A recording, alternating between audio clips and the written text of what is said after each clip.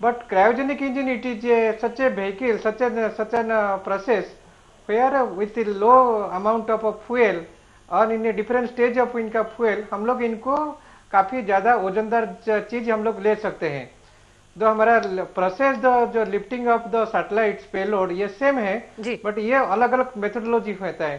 तो क्रायोजेनिक की इसके सस्ता टेक्नोलॉजी, इसके टेक्नोलॉजी कॉम्प्लेक्स है, बट इसके साथ हम लोग वो दो ईंधन को हम लोग लिक्विड फॉर्म में डाल करके इनको पंपिंग करके हम लोग आसान से ले सकते हैं। जी, इसको रजा नहीं साहब इस्तेमाल भी करेंगे हमारे तो साथ बने इसके हुए हैं दिल्ली इसके से। रजा सामने साहब, में मैं हमको वक्त ह्यूज की कमी अमाउंट। है, एक संक्षेप में आपसे जानना चाह रही हूँ कि अब आप भारत को अंतरिक्ष विज्ञान के क्षेत्र में, जब हम 5 देशों के अहम क्लब में शामिल हो गए हैं, कहां पर देखते हैं? अब दुनिया को हमारा लोहा मानना पड़ा है, कम से कम क्रायोजेनिक इंजन के मामले में हम उन पर निर्भर नहीं करेंगे। देखिए, लोहा मानना या ना लोहा मानना साइंस में नहीं होता।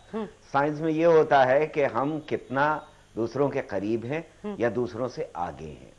हम अब दूसरों के बराबर हैं और इस टेक्नोलॉजी को मास्टर करना आसान काम नहीं था। ये 20 साल का हमारा अनुभव बताता ही है।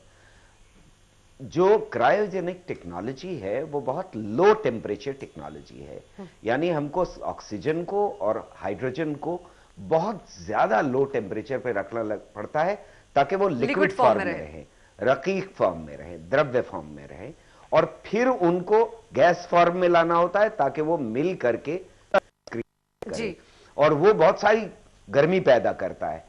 तो आसपास गर्मी है, अंदर पूरी तरह से इंसुलेशन चाहिए। तो कम से कम भारत ने क्रायोजेनिक इंजन बनाने की इस तकनीक में महारत हासिल कर ली है, और जैसे रजा साहब कह रहे हैं कि हम देशों से भले आगे ना हो, लेकिन उनकी बराबरी पर आकर खड़े हो गए हैं और 5 देशों के एक अहम क्लब का सदस्य भी बन गए हैं। रजा साहब, चर्चा हमसे करने के लिए बहुत बहुत शुक्रिया। नरोत्तम जी, आपका भी वक्त निकालने के लिए शुक्रिया, और देवगन साहब, आप स्टूडियो में चर्चा में हिस्सा ले बहुत बहुत शुक्रिया। हमारी इस खास पेशकश में फिलहाल इतना ही, एक छोटा सा ब्रेक लेंगे, तुरंत लौटते हैं। आप चलते रहिए समय के साथ।